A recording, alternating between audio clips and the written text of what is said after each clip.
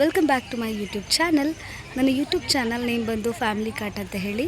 So ಯಾರ್ಯಾರು ನನ್ನ ಚಾನಲ್ನ ಫಸ್ಟ್ ಟೈಮ್ ನೋಡ್ತಾ ಇದ್ದೀರಾ, ಪ್ಲೀಸ್ ಸಬ್ಸ್ಕ್ರೈಬ್ ಮಾಡ್ಕೊಳ್ಳಿ, ಹಾಗೆ ಸಪೋರ್ಟ್ ಮಾಡಿ. ಸೊ ಇವತ್ತೇ ನನ್ನ first travel vlog, temple vlog ಅಂತಲೇ ಹೇಳಬಹುದು. ಇವತ್ತು ನಾವು ಮಳವಳ್ಳಿ ಹತ್ತಿರ ಇರೋ ಮತ್ತಿತಾಳೇಶ್ವರ ಸ್ವಾಮಿ ಟೆಂಪಲ್ಗೆ ಬಂದಿದ್ದೀವಿ. ಸೊ ಇದು ನಾವು ದೇವಸ್ಥಾನದಲ್ಲಿ ಮಾಡೋ ಪೂಜೆ ಪುನಸ್ಕಾರ ಮತ್ತು ಇಲ್ಲೇನೇನೆಲ್ಲ ಪ್ರತೀತಿ ಇದೆ ಸ್ವಲ್ಪ ಕವರ್ ಮಾಡಲಿಕ್ಕೆ ಟ್ರೈ ಮಾಡ್ತೀನಿ. ಸೊ ಆದಷ್ಟು ವಿಡಿಯೋನ ಲೈಕ್ ಮಾಡಿ, ನಿಮ್ಮ ಫ್ರೆಂಡ್ಸ್ ಆ್ಯಂಡ್ ಫ್ಯಾಮಿಲೀಸ್ಗೂ ಶೇರ್ ಮಾಡಿ. ವಿಡಿಯೋನ ಕಂಪ್ಲೀಟಾಗಿ ನೋಡಿ, ಎಲ್ಲೂ ಕೂಡ ಸ್ಕಿಪ್ ಮಾಡೋಕ್ಕೆ ಹೋಗಬೇಡಿ. ಇದು ಬಂದು ದೇವಸ್ಥಾನದ ಮೇನ್ ಎಂಟ್ರೆನ್ಸ್. ಇಲ್ಲಿ ಒಂದು ಸಣ್ಣ ಕೊಳ ಇದೆ ಆ ಕೊಳ. ಇಲ್ಲಿ ಬಂದು ಎಲ್ಲರೂ ಕೈಕಾಲು ತೊಳ್ಕೊಳ್ಳೋರು ಕೈಕಾಲು ತೊಳ್ಕೊಳ್ತಾರೆ. ಇನ್ನು ಕೆಲವೊಬ್ಬರು ಉರುಳು ಸೇವೆ ಮಾಡಬೇಕು ಅಂತ ಅಂದ್ಕೊಂಡಿರೋರು 1-2 ಚೊಂಬು ನೀರನ್ನ ತಲೆ ಮೇಲೆ ಹಾಕ್ಕೊಂಡು ಒಂದು 3 ಸತಿ ಉರುಳು ಸೇವೆ ಮಾಡಿ, ಊದ್ಗಡ್ಡಿ ಹಚ್ಚಿ ಮಂಗಳಾರತಿ ಮಾಡಿ ನಂತರ ಒಳಗಡೆ ಹೋಗ್ತಾರೆ. ಇಲ್ಲಿ ನೋಡಿ, ನನ್ನ ಹಸ್ಬೆಂಡ್ ಮತ್ತು ನನ್ನ ತಂಗಿ ಪೂಜೆ ಮಾಡಿ ಅಂತ ಅಂದರೆ ಇಂಥ ಇರ್ಕೊಂಡು ಹಾಯ್ ಮಾಡ್ತಾ ಇದ್ದಾರೆ. ವ್ಲಾಗ್ ಮಾಡ್ಕೋತಾ ಇದ್ದೀನಿ ಅಂದ್ಬಿಟ್ಟು ಹಾಯ್ ಮಾಡ್ತಾ ಇದ್ದಾರೆ. ನಾವು ಕೂಡ ಅದೇ ರೀತಿ ದೇವರಿಗೆ ಊದ್ಗಡ್ಡಿ ಹಚ್ಚಿ ಮಂಗಳಾರತಿ ಮಾಡಿ ನಮಸ್ಕಾರ ಮಾಡಿಕೊಂಡು ಒಳಗಡೆ ಹೋಗಿದ್ದು.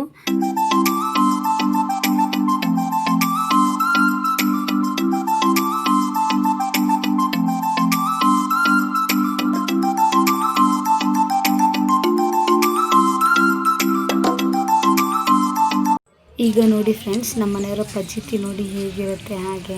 ಈಗ ತಾನೇ ದೇವಸ್ಥಾನಕ್ಕೆ ಎಂಟ್ರ್ ಆಗ್ತಾ ಇದ್ದೀವಿ.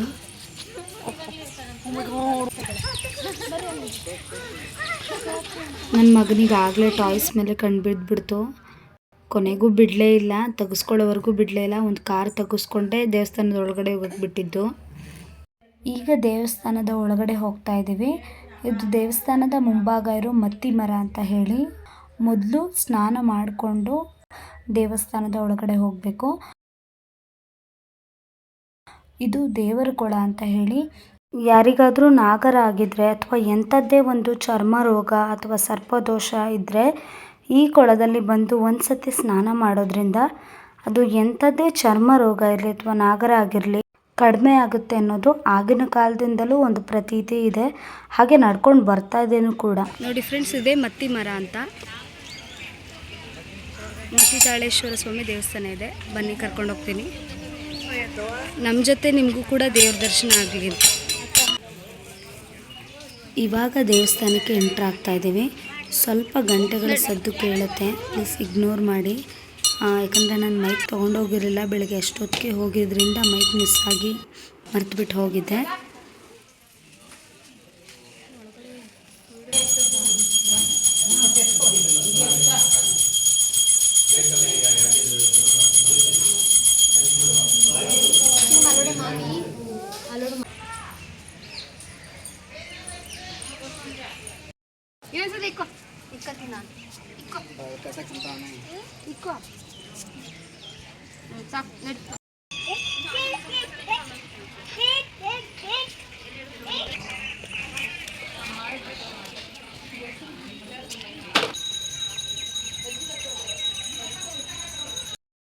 ಮೂರು ಇದು ಒಂದೇ ಮಾಡಿದ್ರೆ 3 ಆಗ ನಾ ಬಂದಿದ್ದಾಗ.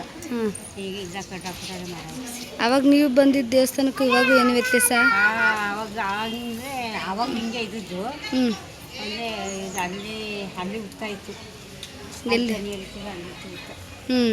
ಅವಾಗ ಹಿಂಗಿರಲಿಲ್ಲ, ತಪ್ಪಿರಲಿಲ್ಲ. ನೆಲ ಪಟ್ಟು ಬಿಟ್ಟಿರೋದು, ಒಂದು ಉತ್ತಾ ಇತ್ತು, ಅಲ್ಲಿ ತನಿ ಎರಿತಿದ್ದು. ಈಗೆಲ್ಲ ಬದಲಾವಣೆ ಆಗೋದು. ಬ್ರಷ್ ಬಂದಿಟ್ಟಿಗೆ ನೀರು ಹಾಕೊಂಡು ಕೊಳದ ನೀರು ಹಾಕೊಂಡು ಅಲ್ಲಿ ಸುತ್ತದಲ್ಲ ಕೊಳ, ಅಲ್ಲಿಂದ ಕಾಟ ಸ್ನಾನ ಮಾಡ್ಕೊಬಂದು ಉಳಿಸ್ನಾನ ಮಾಡ್ಕೊಬಂದು ಅಲ್ಲಿಂದ ಬಂದು ಸುತ್ತ ಬಂದ್ಬಿಟ್ಟು ಅಲ್ಲಿಂದ ಹೋಗಿ ತಲೆಮುಡಿ ಕೊಟ್ಬಿಟ್ಟು ಅಲ್ಲಿಂದ ಬಂದು ಹಾಲು ತುಪ್ಪ ಅಂತ ತೆಗೆದು ತನಿ ಹರಿದ್ಬಿಟ್ಟು ಆಮೇಲೆ ಪೂಜೆ ಮಾಡ್ಕೊಂಡು ತನಿ ಹರಿದ್ಬಿಟ್ಟು ಪೂಜೆ ಮಾಡ್ಕೊಬಂದು ಅಡುಗೆ ಮಾಡ್ಕೊಂಡು ನೆಲ ಪಟ್ಟು ಬಿಟ್ಬಿಟ್ಟು ಪ್ರಸಾದ ತಗೊಂಡು ಹೋಯ್ತಿದ್ದು ಅಲ್ಲಿ. ಆಂಟಿ, ಯಾಕೆ ಈ ಥರ ಮಾಡ್ತಾ ಇರೋದು?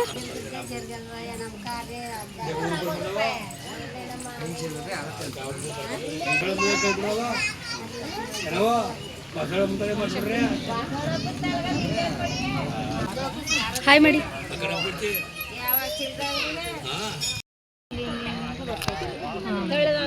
ಗ್ಯಾಪ್ ಹಿಂಗೆ ಬಿಡಬೇಕು.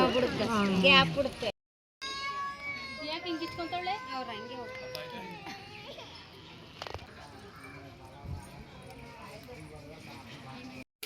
ಸ್ವಾಮಿಯ ದರ್ಶನ ಮಾಡಿದ ನಂತರ ಹಾಲು ಮತ್ತು ತುಪ್ಪನ ಅಲ್ಲಿ ಮಾರ್ತಾ ಇರ್ತಾರೆ. ಇಲ್ಲಾಂದರೆ ನಾವೇನಾದರೂ ತೊಗೊಂಡೋಗಿದ್ರೆ ಹೋಗಿ ಇಲ್ಲಿ ಹುತ್ತದ ಹತ್ರ ಪೂಜೆ ಮಾಡಿಕೊಂಡು ತನಿ ಎರಿಬಹುದು. ಏನಾದರೂ ಅಂದ್ಕೊಂಡಿದ್ರೆ ತನಿ ಎರಿಬಹುದು. ಅಥವಾ ನಾಗರ ದೋಷ ಇರೋರು, ನಾಗರ ಆಗಿರೋರು ಇಲ್ಲಿ ತನಿ ಎರಿಯೋದ್ರಿಂದ ಬೇಗ ಕಡಿಮೆ ಆಗುತ್ತೆ ಅನ್ನೋದೊಂದು ಪ್ರತೀತಿ ಇದೆ.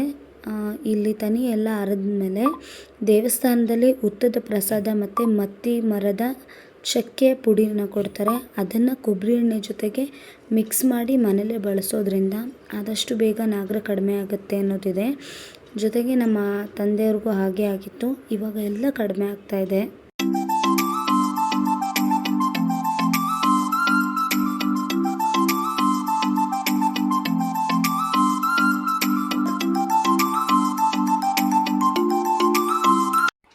ಹಾಗೆ ಇಲ್ಲಿ ಬಸಪ್ಪ ಕೂಡ ಇದೆ.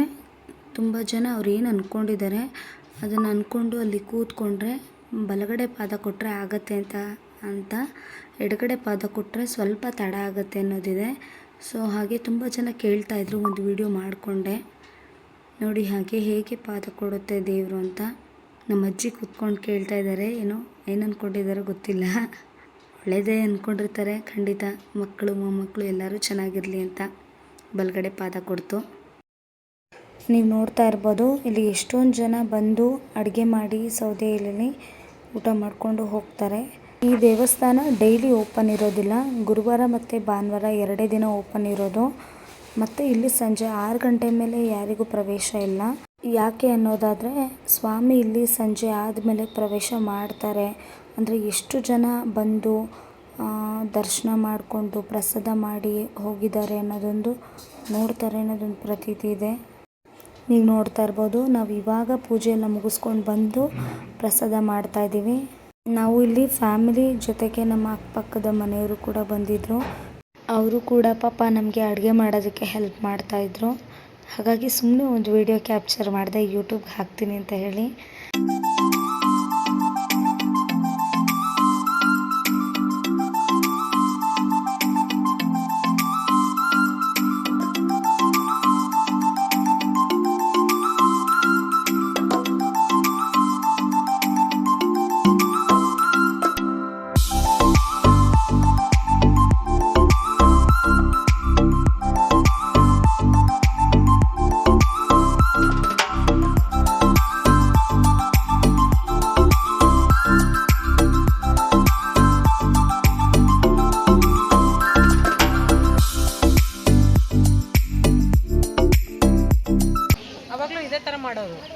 ನಾವು ಅಲ್ಲಿಂದ ಒಂದು ಕಪ್ಪಲಿ ಒಂದು ಅಕ್ಕಿ ಬೆಲ್ಲ ಅಂತಂದು ಹಾಕ್ಬಿಟ್ಟು ಬೇಯಿಸಿ ಸರಿ ಹಾಕ್ಬಿಟ್ಟು ನಮ್ಮ ಮಗನ ತಲೆಮುಡಿ ಕೊಟ್ಕೊಂಡು ಕುಳಿಸ್ಬಿಟ್ಟು ಚೆನ್ನಾಗಿ ತೊಳ್ಬಿಟ್ಟು ಅರಳಿಗೆ ಅನ್ನ ಹಾಕೊಂಡು ಊಟ ಮಾಡ್ಕೊಂಡು ನಾಗರಾಗಿರೋರು ನೀರು ಕುಡಿತೀಯಾ?